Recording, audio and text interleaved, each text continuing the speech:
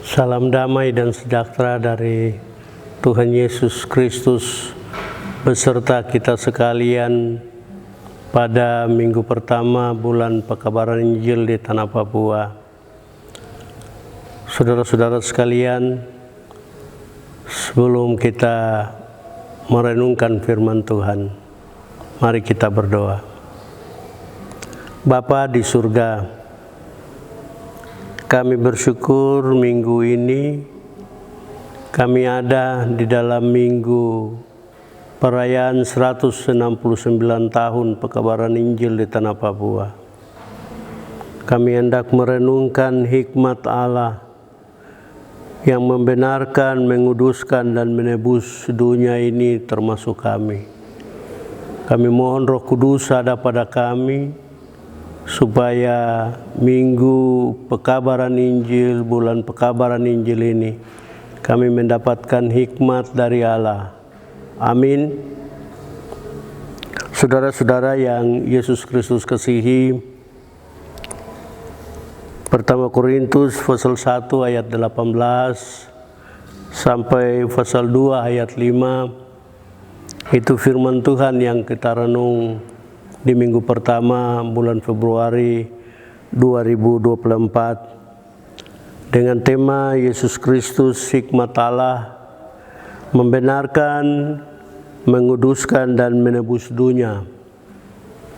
Saudara, kita terus berjuang untuk memiliki pengetahuan, kita terus berjuang untuk memiliki hikmat, kita terus berjuang untuk memiliki kepandaian, kita terus berjuang untuk memiliki nama yang masyhur, kita terus berjuang untuk memiliki ini dan itu. Tetapi hendaknya kita renungkan perjuangan-perjuangan kita itu jangan sampai membuat kita kehilangan salib Kristus. Jangan sampai perjuangan-perjuangan itu membuat kita kehilangan Injil Kristus. Karena di dalam salib Kristus, di dalam Injil Kristus, ada kekuatan Allah yang membenarkan, menguduskan, dan menebus kita. Rasul Paulus mengalami itu dalam pekerjaan pemasyuran Injil di Korintus. Ia menemukan bahwa di Korintus sebagai pusat perdagangan, di Korintus sebagai pusat industri, banyak orang-orang pintar di sana terus berjuang untuk memiliki pengetahuan, banyak orang terus berjuang untuk memiliki hikmat, banyak orang terus berjuang untuk memiliki mujizat-mujizat, banyak orang terus berjuang untuk memiliki ini dan itu. Tetapi Paulus menemukan mereka kehilangan kepercayaan mereka pada salib Kristus. Padahal menurut Rasul Paulus, pada salib Yesus Kristus itulah mereka memiliki segalanya. Pada salib Kristus itulah mereka memiliki kekuatan Allah yang dapat membawa mereka untuk mendapatkan ini dan itu. Karena itu ketika Rasul Paulus bertemu dengan kelompok-kelompok yang mengandalkan pengetahuan, hikmat di Korintus, Rasul Paulus menantang mereka untuk apakah mereka dapat menemukan juga pengetahuan, hikmat itu pada salib Kristus. Rasul Paulus bersyukur karena walau ada kelompok-kelompok yang membangun kekuatan-kekuatan mereka, dia juga masih menemukan banyak teman-temannya yang baik, yang terus bekerja dengan baik, meyakinkan umat Tuhan di Korintus untuk hidup dalam memiliki Allah di dalam Yesus Kristus. Saudara-saudara yang Yesus Kristus kasihi, bagi Rasul Paulus, ketika mereka memiliki karunia-karunia, hendaknya karunia-karunia itu bersumber pada salib Kristus. Hendaknya karunia-karunia itu bersumber pada kekuatan Allah. Supaya masalah-masalah yang dibangun oleh kelompok-kelompok itu sudah dapat diakhiri. Mereka tidak lagi rindu untuk mendapatkan mujizat-mujizat, tetapi kerinduan mereka yang mestinya adalah pada kekuatan Allah. Mereka tidak lagi rindu untuk mendapatkan hikmat-hikmat, tapi kehikmat yang mereka peroleh itu mesti hikmat yang mereka peroleh dari salib Kristus, dari kekuatan Allah. Nah itu dari firman Tuhan seperti ini, kita pada minggu pertama bulan pekabaran Injil di tanah Papua, hendaknya kita merenung beberapa hal. Pertama, kita bersyukur karena kekuatan Allah di dalam Injil Yesus Kristus telah ada 169 tahun di tanah Papua, yang membuat orang-orang Papua bisa kuat, yang membuat orang-orang Papua bisa menang, yang membuat orang-orang Papua bisa sukses. Walau beberapa waktu terakhir ini banyak sekali orang yang sudah menerima Injil kekuatan Allah itu masih meragukan itu dan perlu tanda-tanda, perlu mujizat-mujizat untuk sukses, untuk sehat, untuk apa saja yang baik. Mereka bilang Tuhan mesti memberikan tanda bagi mereka. Mereka bisa menjadi terkenal tapi mereka tidak bertobat. Mereka dipanggil untuk bersaksi, tapi kesaksian-kesaksian mereka itu hanya berlangsung di kelompok-kelompok tertentu. Hal kedua yang perlu kita renung bersama dari firman Tuhan ini adalah masing-masing kita di minggu pertama bulan pekabaran Injil ini untuk mencatat ulang, menulis ulang kisah hidup kita.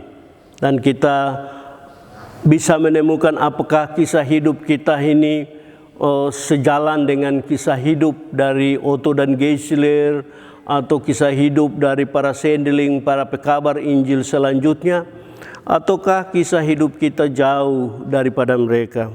Mereka memiliki kisah hidup yang perlu diteladani. Mereka pulang negeri mereka, mereka tinggalkan masa depan mereka, mereka keluar dari zona aman di sana untuk datang pada zona yang tidak aman, untuk datang kepada satu masa depan yang bukan mereka punya, saudara. Tapi mereka melakukan itu semua karena mereka memiliki hikmat, mereka memiliki kekuatan dari Allah, mereka memiliki nilai-nilai Injil yang tidak dapat tergantikan. Hanya dengan kita menulis ulang, mencatat ulang seberapa jauh kita melakukan pekerjaan-pekerjaan itu, maka hari ini di minggu yang baru ini kita akan berangkat, bekerja, berjalan bersama. Kita bekerja sebaik-baiknya supaya kita di mata Tuhan berkenan. Tuhan memperkenankan kita semua dan anugerahnya terus diberikan kepada kita. Dan pasti Tuhan memberikan apa yang kita rindukan. Tuhan akan menambahkan segalanya bagi kita jika kita melakukan semuanya itu yang bersumber pada salib Kristus, pada Injil Kristus. Saudara-saudara sekalian, marilah di minggu yang baru ini kita pakai apa yang ada pada kita. Kekuatan kita, jabatan kita, kekayaan kita, peluang-peluang kita untuk kita melayani Tuhan melalui orang-orang yang kita temui. Apakah saudara seiman ataukah bukan saudara seiman, tetapi mereka semua ada di antara kita, maka kita pakai apa yang kita punya, apa yang menjadi anugerah dari Tuhan untuk kita lakukan pekerjaan-pekerjaan baik. Hal yang ketiga yang perlu kita renung adalah bahwa dalam hidup, dalam kerja, dalam pendapatan kita di bulan pekabaran Injil, di bulan demokrasi, di bulan kasih sayang ini adalah kita mesti berani untuk menceritakan, kita mesti berani untuk bersaksi tentang Yesus yang tersalib, tentang Yesus yang telah merubah dirinya di dalam Injil yang dibawa oleh Otto dan Geisler ke tanah Papua 169 tahun yang lalu, supaya generasi berikut suka menceritakan kasih setia Allah, kekuatan Allah bagi waktu mereka, bagi saudara-saudara, bagi teman-teman mereka pada masa-masa yang akan datang. Dan mereka juga diajar untuk terus melihat dan merasa bangga bahwa ada teman-teman mereka yang lemah nantinya, mereka yang kuat memberikan kekuatan, mereka yang kuat merawat mereka, mereka yang kuat memberikan perhatian kepada mereka. Banyak kali kita senang melihat orang susah, dan banyak kali juga kita susah melihat orang senang. Tetapi hari ini, minggu ini kita diajak untuk ketika kita melihat orang susah, maka kita bersedih dengan mereka, lalu kita buat gerakan-gerakan yang menyenangkan mereka, sehingga mereka dan kita semua bisa senang menghadapi masa-masa yang sulit ke depan. Marilah kita semua menyambut pesta demokrasi, supaya pada waktu itu hati kita ada pada calon-calon pemimpin kita di Republik ini, di kedewanan. Hati Tuhan juga ada pada mereka, hati Tuhan juga ada pada kita sekalian, sehingga kita punya satu hati untuk memikul salib Kristus. Kita punya satu hati untuk menyebarkan Injil sampai Kristus datang kembali dan kita semua memperoleh kemenangan yang abadi. Selamat memperingati Hari Pekabaran Injil yang ke-169 di Tanah Papua. Selamat ada di bulan kasih sayang. Selamat mengikuti pesta demokrasi. Tuhan memberkati kita.